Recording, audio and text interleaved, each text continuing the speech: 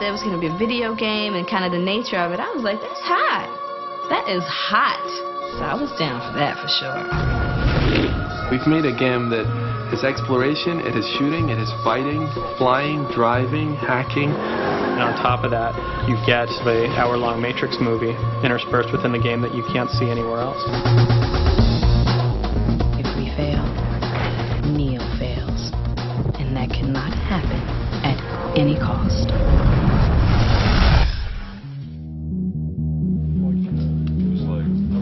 Go the other way. Sure. That sort of charismatic element, tightening up the pace, and I guess the pace that might bring the stakes up a little bit. Yes. Yeah. All right. Gotcha. Excellent.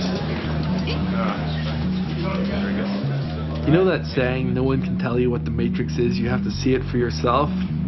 Trust me, just watching the movie, you still don't get it. And action.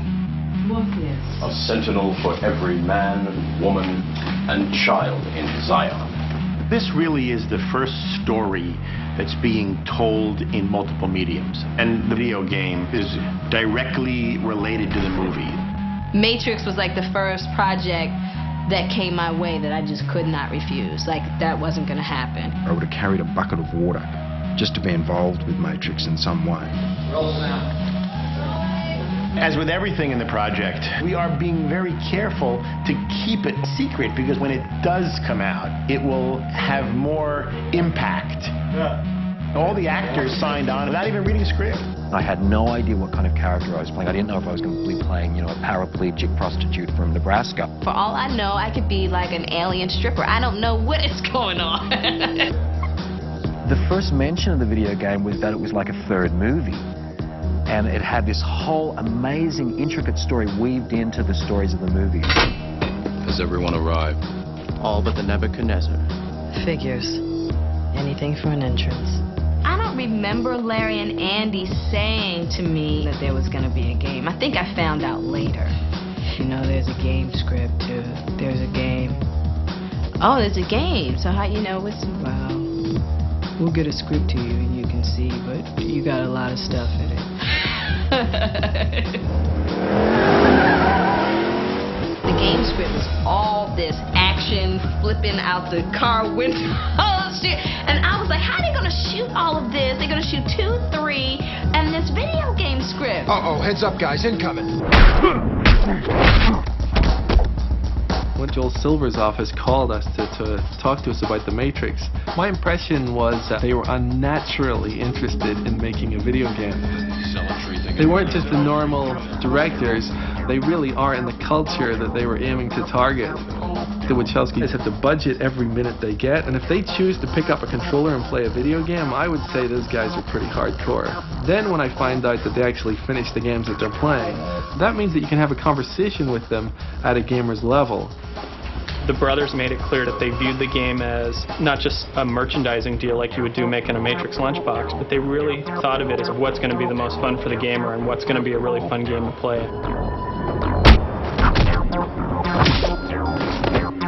David Perry, the president and game designer at Shiny, is sort of one of those brilliant minds when it comes to gameplay. Larry and Andy have always been big fans of his game. He runs a small operation rather than being part of a huge conglomerate somewhere. They know an enormous amount about what they're doing, and what they're able to bring to creating the reality is quite fantastic. Thank you for coming. The Oracle is waiting for you.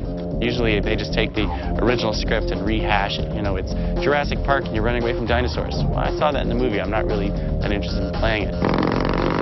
And The Matrix is written by the boys, directed by the boys, cut by the boys. So they're directly involved in the making of the video game, which was their idea from the beginning, which has never been done before. The Wachowskis had a piece of story to tell that they didn't really have time for in a 2-hour movie, where they would have told it if they had a 3-hour movie, and we get to do it in the video game.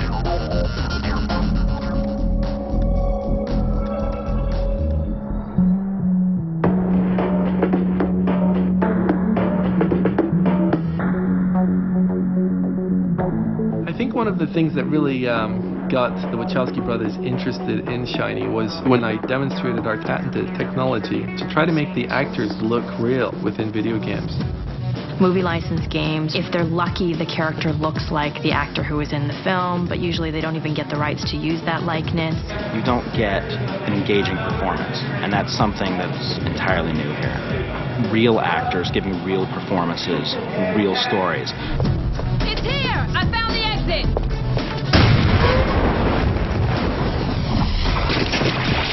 The game has 3 levels of media in it.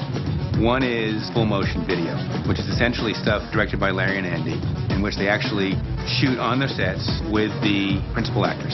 The machines are digging. They're boring from the surface straight down to Zion. And that'll appear in the game, sort of DVD style. The next level of media is the interactive part. And those are also dramatic, fixed scenes. The actors are based on motion capture. My friends, I apologize. I could not foresee that our paths were not meant to cross yet. This key will free you of the labyrinth. And then there's the game.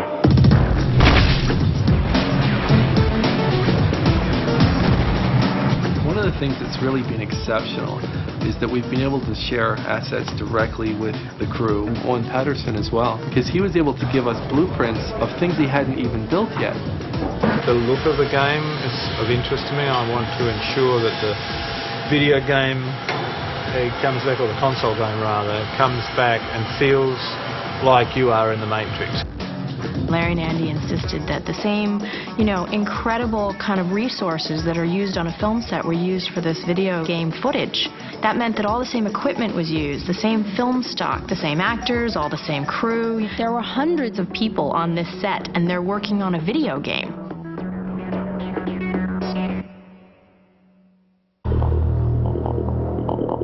This is Thaddeus, captain of the Osiris. We're going to attempt an emergency broadcast drop in the Matrix. All we can do is hope that it's not too late. Drop down in Zion broadcast. I want this data transmitted immediately.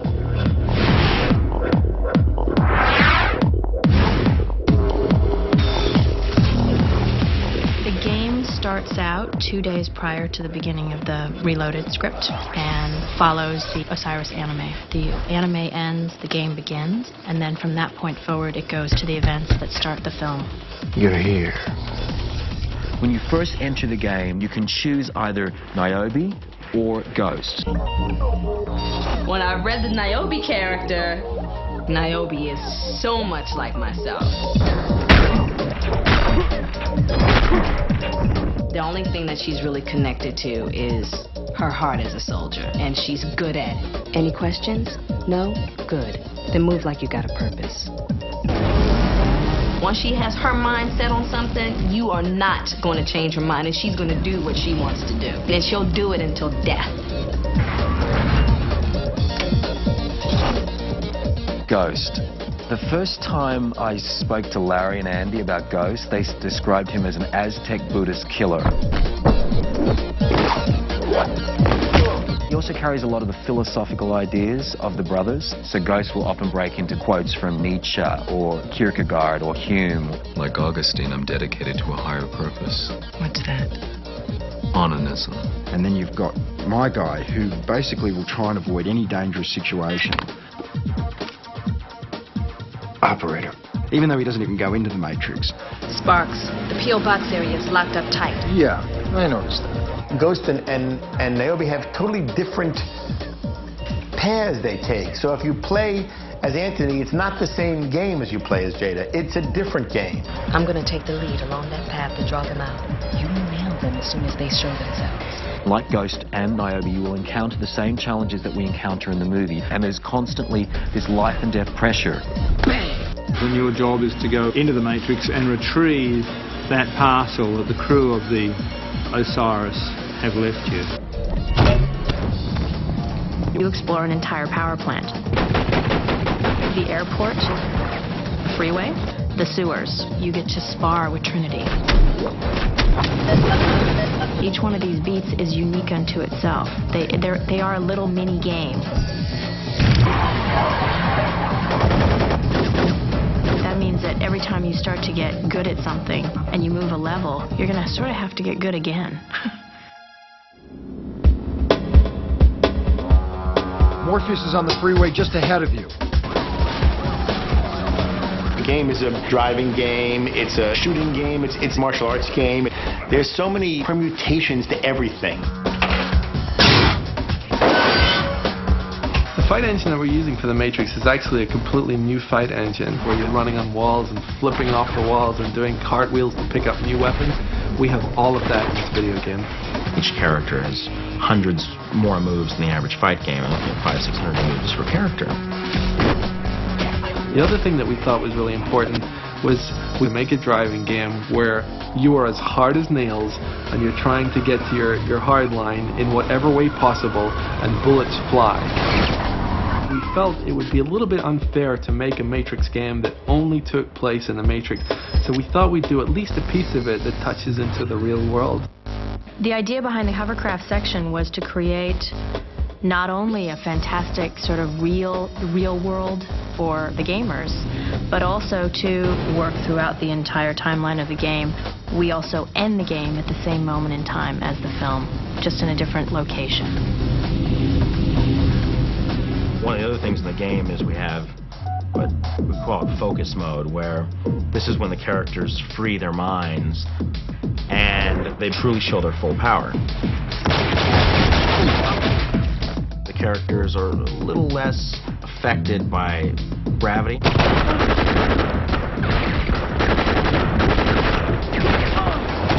You feel the world has changed, or at least the world has changed for the player.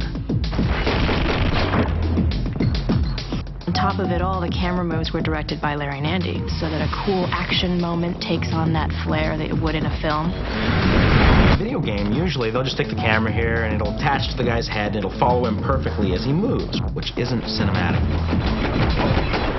Because they wanted to make this more film-like, we had Larry and Andy actually directing the cameras that are in the gameplay, you know, where they exist as characters walk around in the game.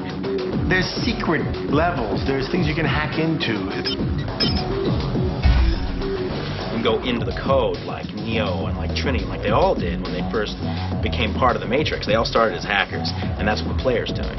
We added new abilities and new levels. Secret missions, secret codes, downloading new abilities into their brain, the ability to fight with swords, that sort of thing. The technology we've created requires all these incredible moves so we can blend them all in and try and keep it looking real. And so we could have faked it with some stunt people in Hollywood, but it just wouldn't have been the same.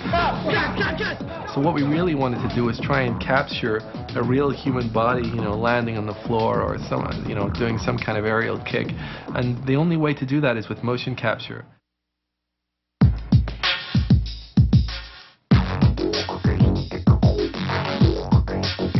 We are in Hangar 12 at the Alameda Naval Base. The structure is a motion capture stage, which we built special for this film, as well as the Matrix game. If you want to be able to take a computer image and make it look exactly like a person, how it moves, you have to do this motion capture process. You just have to. And they have these cameras, you know, it's like 20 different cameras in all these different directions. Basically, we would act out certain scenes for the video game. And oh, it was a trip. Why do you do that? Past experience can never prove the future. The Matrix video game has got more motion capture in it than any game I've ever seen. Usually they do about 2 weeks of motion capture. We decided we wanted to create every move as an independent move. We did 6 months of capture for the Matrix video game. Carrie Ann, completely riveted by the technological onslaught around her. Very unflattering outfit, so don't get me in it. Happy to be your personal punching bag anytime. Appreciate the offer. They put me in this body-hugging suit. It had lots of light-capturing balls stuck to it. Then they showed us on the monitors what they could do with the motion capture footage. And they showed that they could actually impose any kind of image they wanted to on top of the raw data that they had captured of us. Cameras can't see the actors or the set or anything but the little sensors that we place on them. The Oracle is waiting for you. We had to give the mocap an additional technical boost. We actually took video cameras and we markered the video cameras. So what we got is tracked cameras in the space. And that allowed us to give us anything we wanted in terms of camera moves.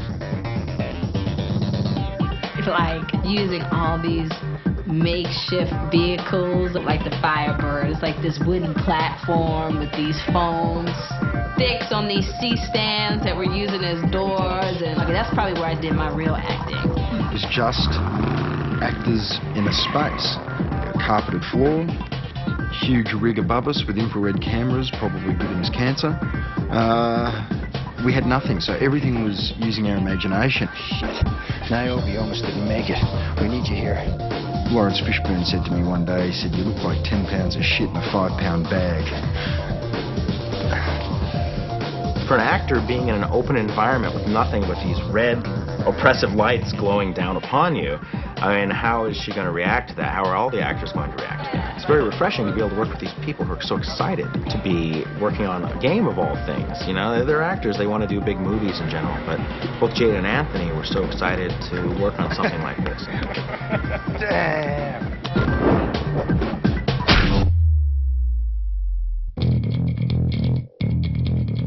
Wu Ping and his crew were working on all the fight choreography of the movie. We're also doing all the fight choreography of the game. We used Master Wu Ping and his team to take fight moves to another degree that gives such an enormous variation to the player. Fight moves we have are so much further beyond your standard kicks and punches that you've seen in a game. They're just sort of mind-blowing moves that Master Wu would choreograph for us. When you're playing this video game, you're actually going to be playing his stunt actors just delivering fantastic three-dimensional fighting moves in true kung fu. 咁啊，都6部嚟嘅，睇呢集先 motion capture。即係我老實啦，即係唯一我覺得好嘅地方咧，就覺得即係我哋好多嘢現場我哋拍唔到嘅，即係做唔到嗰種感覺嘅。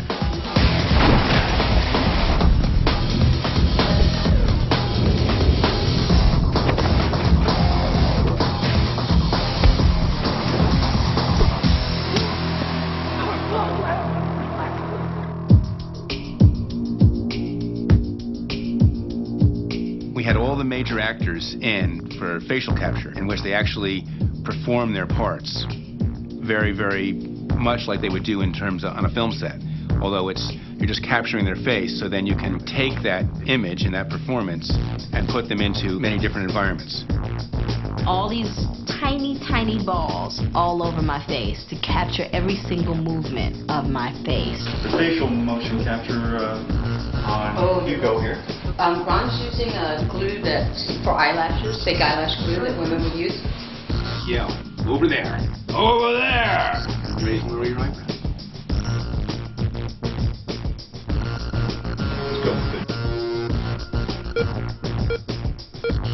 Do we have axles?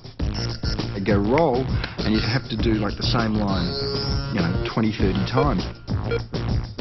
Dig in. Come on, dig in. Dig in. Let's dig in. Dig in! Dig in! By the end of that, you were like, I don't think there's any other way, any other humanly possible way to manifest this line.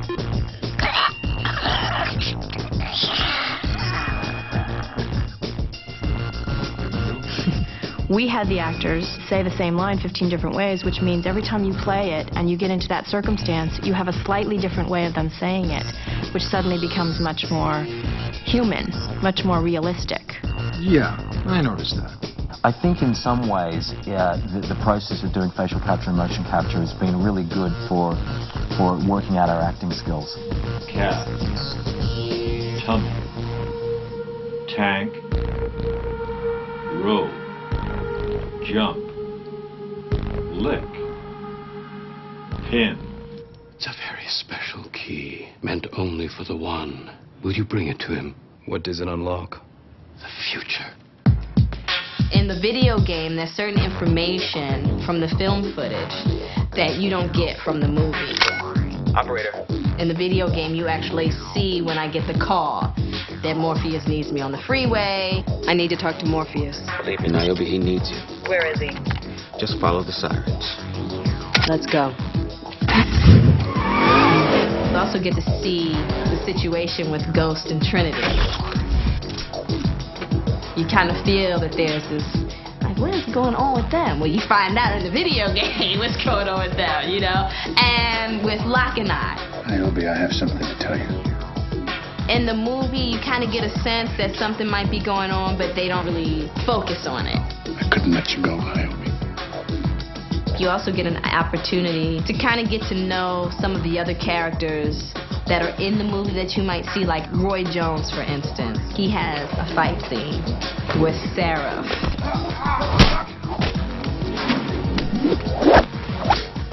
Believe it or not, the rehearsed fight, I had to concentrate more on the timing because you don't want to hit nobody.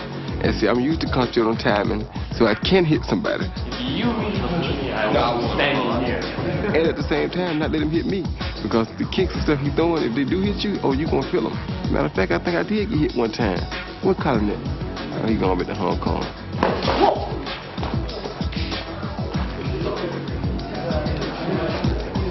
I feel the glass there. There's a scene, a very sexy scene, where Monica, who plays Persephone, she has to kiss Jada and she has to kiss me. And in the movie, she kisses Keanu. Yeah, Monica Bellucci. She's like a vampire. Just instead of sucking blood, she sucks emotions and feelings from human beings. I asked Larry, I said, okay, now Larry, now look. What does this mean? Like, what are we doing here? I'm going to see the transformation of the old Oracle to the new Oracle. Viewers of the movie won't get the full story unless they watch the game. Do I know you? You know me, though you may not recognize me. Can I ask what happened? That transition that occurs in the movie, which is only referred to very, very briefly, you'll get the full story of why that happened in the game. All right, here's a rehearsal. Yay! Yup! Yay! Stop!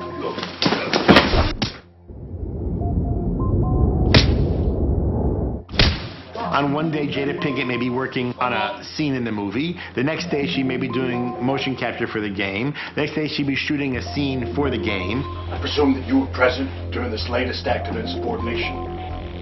I was. When you see the game, you don't really know what they went through to get this, but they did a fantastic performance. Ghost, help me out here. She promised. You heard her. Jack in, find the one, jack out. End of story. We have full resolution DVD movie footage, in-game interactives, all the gameplay. It's an insane amount of data. I'd never heard of a game with so much. We recorded 12,000 or so lines. 25,000 stills. Enough tapes that I can stack them from the bottom of this 3-story building to the top. Close to 5,000 moves in our move tree. A gameplay experience that's going to be anywhere between 15 and 20 hours per character. We had to come up with a way to take all this data, crunch it down into your PlayStation 2 and make it look good. To do that on a real-time game system like a PlayStation 2 and Xbox, we've come up with some creative hacks, creative solutions to match the movie look. Instead of modeling in triangles like you usually do with characters, you model in high order surfaces. So it's basically you model a curve instead of just modeling a straight triangle. You model the actual shape of the character.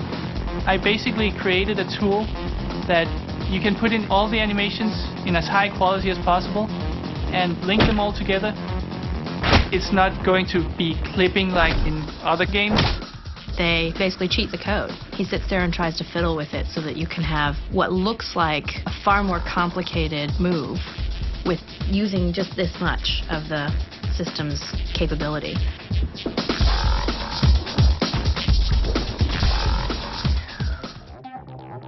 A lot of times, from my experience on games, you hope for that magic point where the game goes from being a whole bunch of bugs and problems, all of a sudden it's fun.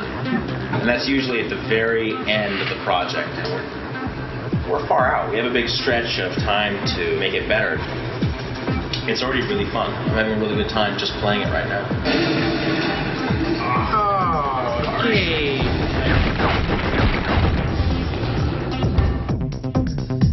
Larry and Andy have had extraordinary participation in this. There's not anything that takes place in this game to the minutest detail that they are not part of.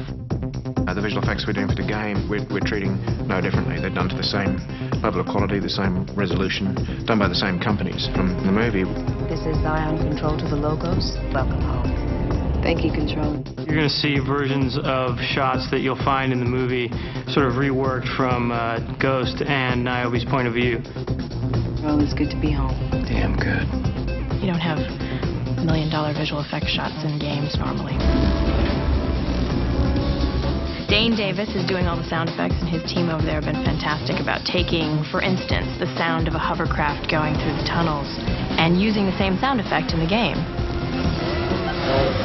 Face hits and fight whooshes and, all the body and fight hits and, God, I mean, there's so much stuff that I made and my whole team made.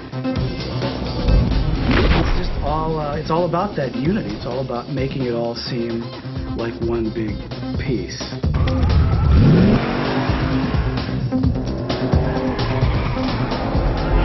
Everybody has been able to work together to make the most incredible game you've ever played.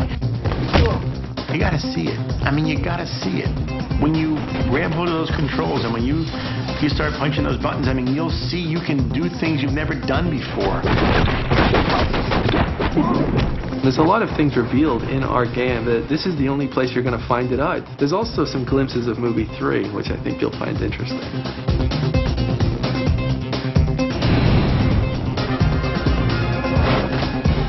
It's going to raise the bar for what people understand to be a fight game in the same way that the Matrix film raised the bar in terms of what people saw as a fight sequence.